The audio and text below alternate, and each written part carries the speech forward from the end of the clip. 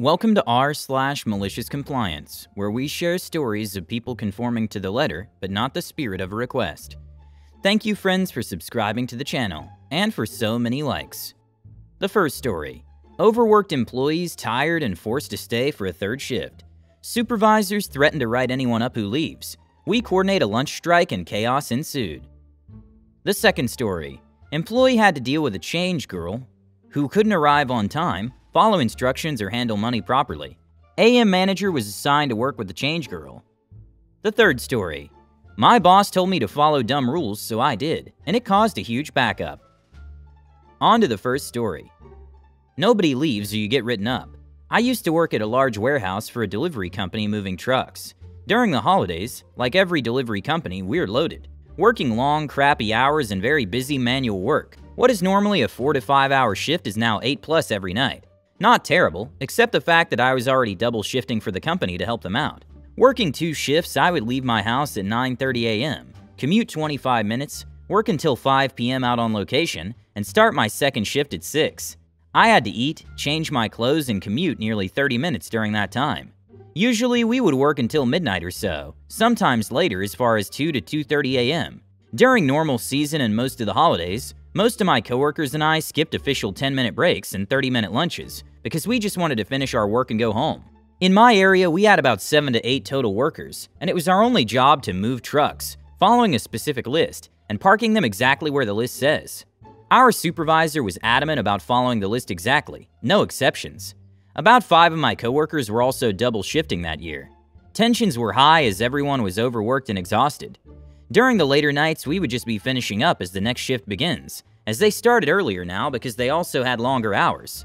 Not only was our supervisor strict about the list, we had to deal with the next shift supervisors demanding us to make changes to the list we were given. So the work we just did, we would have to change later in the night. Fast forward several weeks into the busy season. Work is going as it had been, when midway into our shift, our supervisor gathers all of us and says we would have to stay extra late and help out the next shift / do their job, because their crew all managed to call in sick. This did not fly with everyone, and chaos ensued. Words were exchanged, and then our supervisor threatened all of us with a write-up if we left before we were allowed to. All of us worked very hard, and we were just too understaffed for the amount of work needed to be done. Combine that with the next shift starting sooner, gave us less time to do more work. Come later in the night, just past midnight, and everyone is peeved and ready to go home. More words are exchanged and nothing is done about the situation we were in. The following day, we find out it's in our contract that we do not have to do anyone else's work but our own, and they can't make us stay past the time we feel it's unsafe for to work. Fast forward until about 2 a.m. The second shift is preparing to start, but they can't do much until we finish our job. Usually we would have had extra help from the second shift's crew, and be pretty close to being done. At this point, 2 of the following shift workers, someone cured their sickness and showed up. Could we go home? Nope, not this time, and all of us were fed up. All of us were going over 14 hours at this point, and begging to go home so we could maybe get 6 hours of sleep before doing it all over again. Our supervisor told us prior that we were allowed to take our lunches whenever we wanted if we chose. So we decided, since none of us had taken our lunches, and if we were going to have to stay longer, we would take our lunches, simultaneously. In our head, if we were gone, they would get most of the work done, and by the time we got back, we would be able to go home. That's exactly what we did. All of us walked out and went to lunch together. Now for the most critical time of the night. They would only have 2 workers. Not our problem. 30 minutes later, we all walk back in with a grin on our face, excited to see the reaction of our supervisor and the next shift supervisors. Walk out to our area to find the supervisors finishing the work themselves. The second shift has already started, and they're getting backed up because our job still wasn't done.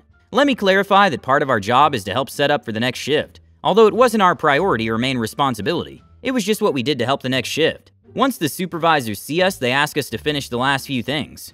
We did at the most majestic pace I've ever worked. At this point, it only took about 15 to 20 minutes to finish what only takes 5, but we had already delayed the next shift and caused plenty of chaos.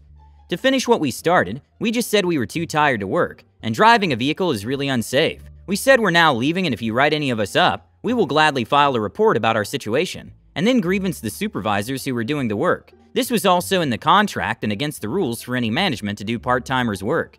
No write-ups were ever issued, and the supervisor got written up for his behavior and threats.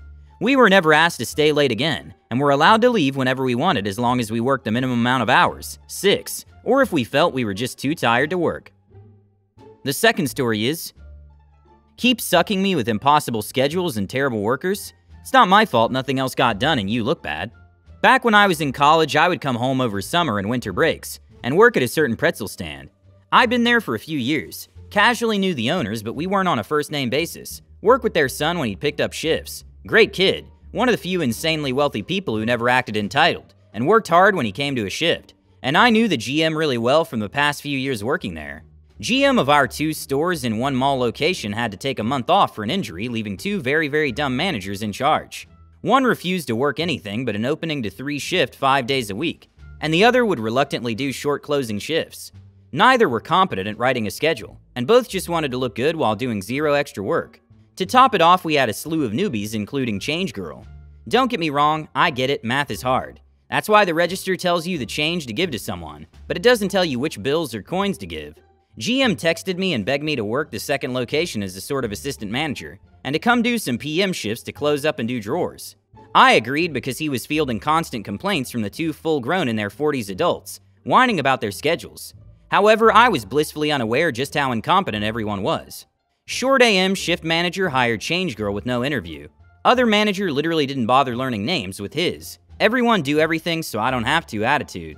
I started doing drawers and one was always off. Short, over, math on the daily report not making sense. I pointed out to both managers who ignored it. Then my shifts at our second in-mall location kicked in, and Change Girl became my second person in the AM, whose job it was to come in an hour before opening, 1 hour after me, and run down to the main location to get restocking stuff in the change drawer while I made all the dough, and prep for the day. She was never on time. She couldn't follow a list and brought the wrong stuff constantly, despite a very good cook working downstairs who would have happily helped. But nope, she's texting again. It started to become me sprinting around making everything, removing trays from the oven, dip pretzels in butter, rotate everything, pack up orders I was taking while she starred into space or confused drink cup sizes again. I couldn't take a break or clean up because she literally couldn't comprehend an order, and getting her to start cleaning anything was a Herculean task of arguing over why she wasn't supposed to have fake nails, and how that wasn't a reason she couldn't mop a floor or wipe off a counter. It peaked when she walked away from an open cash drawer to ask me how to make 37 cents. Apparently my quarter, dime, 2 pennies wasn't adequate because she bought handfuls of coins over and asked me which one was the dime. She only had her dad's credit card. She's never used cash. She panicked and made me drop everything once because she hit $5 and the person gave her $10. I begged the AM manager to send help and she refused, instead scheduling a 3rd worker for herself. It culminated with being scheduled to pull a 15-hour day with only Change Girl working for half the day. Idiotic managers sent out a message with a huge list of new cleaning and stocking expectations, plus no empty store rule. AKA I was not going to be able to go to the bathroom, have a break, or even get anything extra done, and that was all going to be my fault. I was over it. I texted my recovering GM to please look at the schedule, my reports on the disasters, and beg for help. He told me to fully comply and to just wait. So I maliciously and through sheer pettiness comply, and it's a nightmare. Lo and behold, Change Girl shows up, finally does a rundown to get restocking, and by then we're open with no cash drawer. I'm trying to serve customers and it's a mess. Suddenly the son of the owner shows up, asks what's up, and I explain. He offers to go get the drawer for me and does, bringing it back to me before Change Girl gets back. He watches as she finally returns another 15 minutes later and brings all the wrong stuff again, doesn't unload, asks how to make change, and won't get off her phone.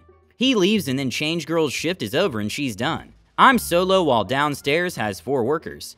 The rest of the day is hell and nothing gets done. AM manager comes back to the mall for personal shopping after her very short 4-hour shift earlier and proceeds to yell at me for the disaster, just as the owners show up.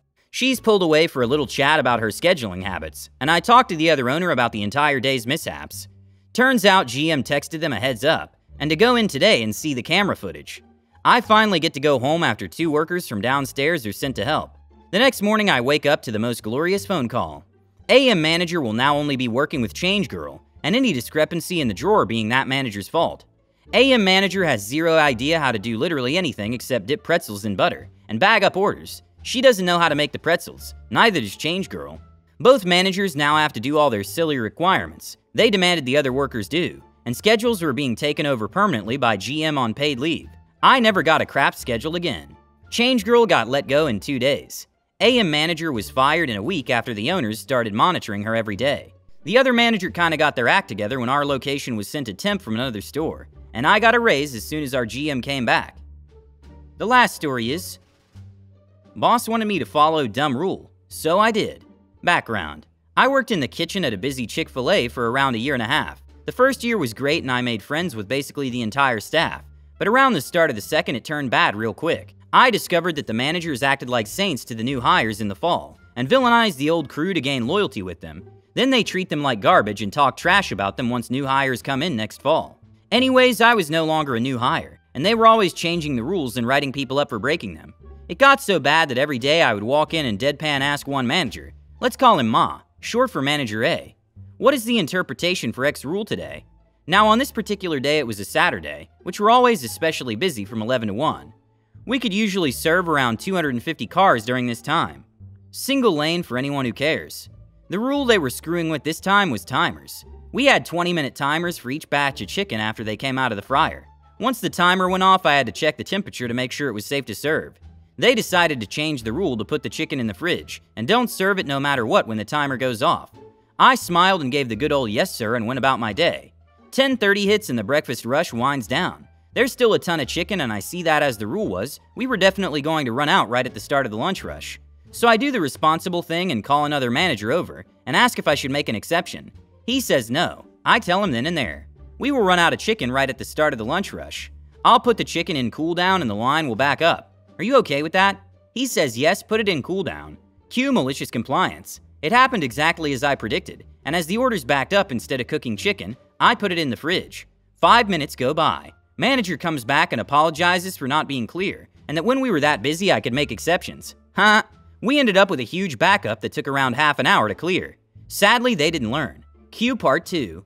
I eventually quit over some nonsense they were trying to pull, and my last day was also a Saturday. Breakfast was almost as big as lunch, but much harder, because the orders were all much more complicated. I was in the go-for position that day, my favorite because I get to do everything, an absolutely critical position to the kitchen running smoothly. Now I had actually been trained by mostly the managers themselves, and was pretty good at everything, but on that day we had a surprise corporate inspection. I thought nothing of it until I was told to stop what I was doing by Ma. He whispered that it wasn't technically the correct way to do it. What followed was an hour of blissfully, maliciously obeying every single method and rule they'd ever told me, and them following me around quietly telling me to stop it, before finally being told to do nothing but make hash browns. The equivalent of having your receiver be the water boy in American football. I spent my last day at the job doing the easiest job of all, hardly lifting a finger while they desperately tried to keep things together. Hit the like button and subscribe to the channel. Thank you for watching.